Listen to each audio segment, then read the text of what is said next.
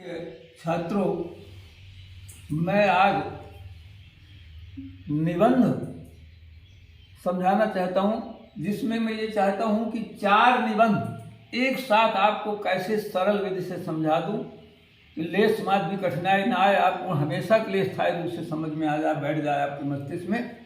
अतः मैं पहला निबंध चुनूंगा खेलों का महत्व।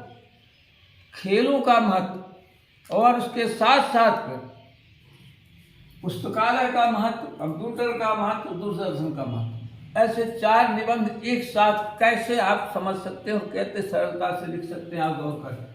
तो देखिए, सबसे पहले खेलों का महत्व। खेलों का महत्व में 5 पॉइंट हमने लिख दिया। प्रस्तावना, नंबर 2 खेलों के प्रकार, नंबर 3 खेलों से लाभ, नंबर 4 खेलों से हानियां, नंबर 5 उपसंहार। ये 5 पॉइंट हमने लिखे।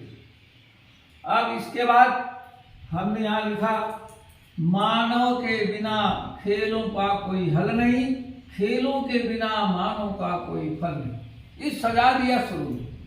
और इसके बाद हमने प्रस्तावना बांधा कि जिस प्रकार कॉपी में पेज का, बीमारी में परहेज का, कुर्सी में मेज का, गाड़ी में पेट्रोल का, मंदिर में भगवान का होना बहुत जरूरी है, ठीक उसी प्रकार से मानव जीवन में खेलों का होना बहुत जरूरी है।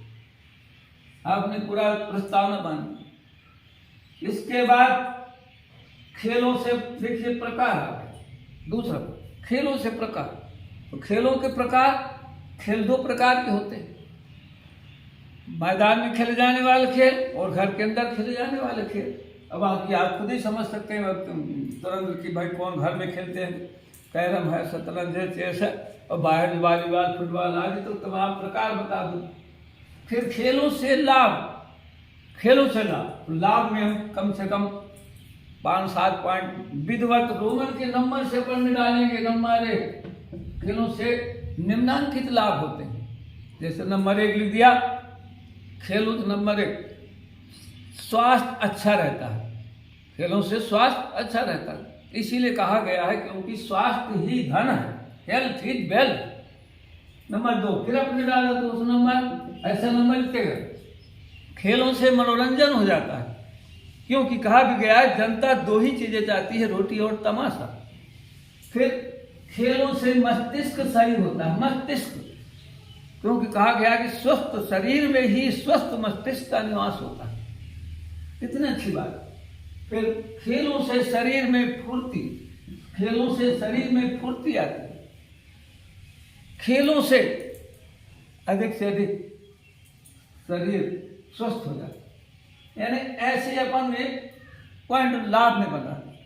लाभ के बाद अब फिर इसके बाद हमने शुरू किया पैराग्राफ चेंज करके कि जिस प्रकार गुलाब फूलों का राजा है, लेकिन उसमें भी कांटे होते हैं, ठीक उसी प्रकार जहाँ खेलों से अनेक लाभ होते हैं वहाँ कुछ हानियाँ भी होती हैं। तो हानियाँ तो कम से कम 2-4-5 गिना दिया, ज़्यादा जरूरत नहीं। पैराग्राफ भर बदलते जाना, दोबारा पॉइंट लिखने की आवश्यकता नहीं होती। निबंध में याद रखना आप सभी, एक बार ऊपर पॉइंट लिख लिया, 5 पॉइंट 5 पैराग्राफ हमें बताना। तब हानियाँ में लिख दिया। अरे भाई नंबर 1 बता दिया कि अंग भंग हो जाता है खेलों से, कई तरह के ईर्ष्यादाग के उत्पन्न हो जाते, कई झगड़े झांसे हो जाते। ऐसा 5 लगभग 2 भी 5 कुछ हानियाँ लिख दी। हानियाँ लिखने के बाद हम उपसंहार में आते।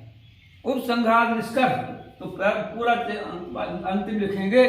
खेलों के बारे में विस्तृत रूप से अध्ययन करने के पश्चात मैं इस निष्कर्ष पर पहुंचता हूं कि यदि देश को आगे बढ़ाना है, देश में विकास की गति को आगे बढ़ाना है, देश में प्रगति लाना है और हमें मानव को स्वस्थ रखना है, और तो निश्चित रूप से खेलों को महत्ता देना बहुत जरूरी है। खेलों को महत्ता देना अत्यावश्यक है, क्योंकि मैं अंत में मैं यही कहूँगा कि जो भरा नहीं है भावों से, बहती जिसमें रसधार नहीं, वो हृदय नहीं है पत्थर है, जिसको खेलों से प्यार नहीं, जिसको खेलों से प्यार नहीं। देखिए ये खेलों के बारे में आपको बहुत ही संक्षिप्त में बड़े सरल विधि से बताया लिखने का तरीका। अब आपको पुस्तकालय का महत्व आ गया तो देखिए तुरंत कैसे हुई पुस्तक कहते हैं। प्रस्तावना नंबर 1, पुस्तकालय के प्रकार, पुस्तकालय से लाभ, पुस्तकालय से हानियां, उपसंहार। तुरंत वही है, देखो आ गया पुस्तकालय का पॉइंट नंबर। और फिर तुरंत पुस्तकालय के बिना यहाँ लिख दिया, मानव के बिना पुस्तकालय का कोई हल नहीं, पुस्तकालय के बिना मानव का कोई फल नहीं। फिर देखिए और उसी प्रकार फिर भूमिका बनाए तो वही के वही, जिस प्रकार कापी में पेज का, कुर्सी में मेज का, बीमारी में परहेज का, गाड़ी में पेट्रोल का, मंदिर में भगवान का होना बहुत जरूरी। ठीक उसी प्रकार जीवन में पुस्तकालय का होना बहुत जरूरी। ये प्रस्तावना बन गई। अब आगे खेलों खेलों के प्रकार जहाँ लिखा हुआ है तो पुस्तकालय के प्रकार।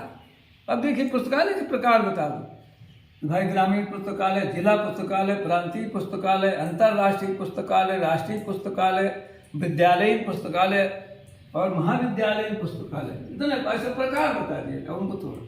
फिर खेलों से लाभ भी दिया, पॉइंट से तुरंत खेलों से लाभ पॉइंट बना दिए, प्रकार बता 1 2 3 क्या क्या होते।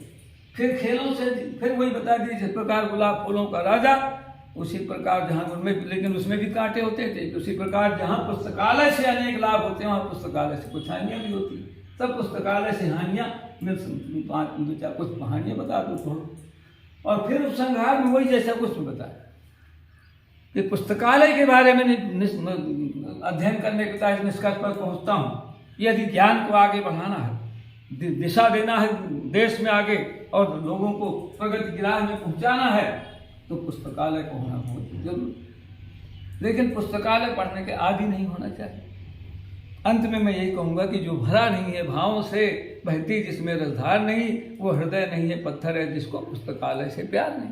ये लो आपका पुस्तकालय का निबंध बन गया। ठीक इसी प्रकार कंप्यूटर का देखिए बात। अब यहाँ लिखे प्रस्तावना, कंप्यूटर के प्रकार, कंप्यूटर से लाभ, कंप्यूटर से हानियां, उपसंहार। अब तुरंत बता दी, मानव के बिना कंप्यूटर का कोई हल नहीं और कंप्यूटर के बिना मानव का कोई फल नहीं। तुरंत बता दी कंप्यूटर। अब तुरंत पर जिस प्रकार में पेज का, बीमारी में परहेज का, कुर्सी में मेज का, पेट्रोल गाड़ी में पेट्रोल का, मंदिर में भगवान को होना बहुत जरूरी, उसी प्रकार जीवन में कंप्यूटर का होना बहुत जरूरी। अब तुरंत ये बता दिए। अब फिर तुरंत कंप्यूटर के प्रकार बता दो जो जितने प्रकार के होते। फिर तीसरा कंप्यूटर से लाभ गिना दो पॉइंट। फिर कंप्यूटर से हानियां रोमन में लिख दो 4 5। और फिर उपसंहार बता दो। उपसंहार में क्या बता देंगे? उपसंहार में जिस कंप्यूटर के बारे में विस्तृत रूप से अध्ययन करने के पश्चात मैं इस निष्कर्ष पर पहुंचता हूं, यदि कंप्यूटर का उपयोग ना हो, यदि देश को आगे बढ़ाना है, यदि हर जगह काम में फुर्ती लाना है, काम को शीघ्र सिद्ध कराना है, तो कंप्यूटर का होना अत्यावश्यक है। इसीलिए कहा गया कि जो भरा नहीं है भाव से, बहती जिसमें रसधार नहीं, वो हृदय नहीं है पत्थर है, जिसको कंप्यूटर से प्यार नहीं। ये देखो आपको कंप्यूटर का निबंध हो गया। अब इसके बाद दूरदर्शन का आ गया। प्रस्तावना, दूरदर्शन के प्रकार, दूरदर्शन से लाभ, दूरदर्शन से हानियां, उपसंहार।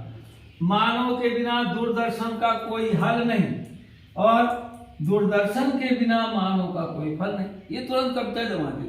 फिर जिस प्रकार कापी में पेज का, बीमारी में परहेज का, कुर्सी में मेज का, गाड़ी में पेट्रोल का, मंदिर में भगवान का होना बहुत जरूरी। ठीक उसी प्रकार से जीवन में दूरदर्शन का होना बहुत जरूरी है। प्रस्तावना हो गई। फिर दूरदर्शन के प्रकार, पैराग्राफ बदल देंगे प्रकार कि दूरदर्शन कितने प्रकार के होते, कलर है, ब्लैक एंड व्हाइट है, जितने वाले प्रकार बिना। फिर तीसरा लाभ पॉइंट, दूरदर्शन से कितने निम्न नामांकित लाभ होते, लाभ बिना, देश विदेश की जानकारी और अपने को मनोरंजन होता है और क्या क्या होता है पूरा लिखिए। इसके बाद कंप्यूटर से हानियां, तो फिर बता दिए जब लिखने लगे जिस प्रकार गुलाब फूलों का राजा है, लेकिन उस पर भी कांटे होते हैं। ठीक इसी प्रकार जहाँ पर दूरदर्शन से अनेक लाभ होते हैं वहाँ कुछ हानियाँ भी होती हैं, कुछ हानियाँ बता दी। फिर उपसंहार, यदि बता दिए दूरदर्शन के उपसंहार में इतना है कि यदि दूरदर्शन के बारे में विस्तृत रूप से अध्ययन करने के पश्चात मैं इस निष्कर्ष पर पहुँचता हूँ कि यदि हमें अपना विकास करना है, देश का विकास करना है, समाज का विकास करना है, देश की प्रगति लाना है, जीवन में प्रगति लाना है, तो दूरदर्शन से हमें बड़ी शिक्षा मिलती है। अतः दूरदर्शन का उपयोग आवश्यक है। अंत में मैं यही कहूँगा निष्कर्ष रूप में कि जो भरा नहीं है भाव से, बहती जिसमें रसधार नहीं, वो हृदय नहीं है, पत्थर है, जिसको दूरदर्शन से प्यार नहीं। अब देखिए कितनी सरल विधि से मैंने 4 निबंध कि कैसे लिख सकते हैं एक साथ, चाहे किसी भी क्लास के कोई विद्यार्थी हो, कोई प्रतियोगी विद्यार्थी हो, कोई क्लास के विद्यार्थी हो, इस तरीके से एक तरीका है जिससे कि बड़े आसानी के साथ हम निबंध सीख सकते हैं, लिख सकते हैं। बस यही।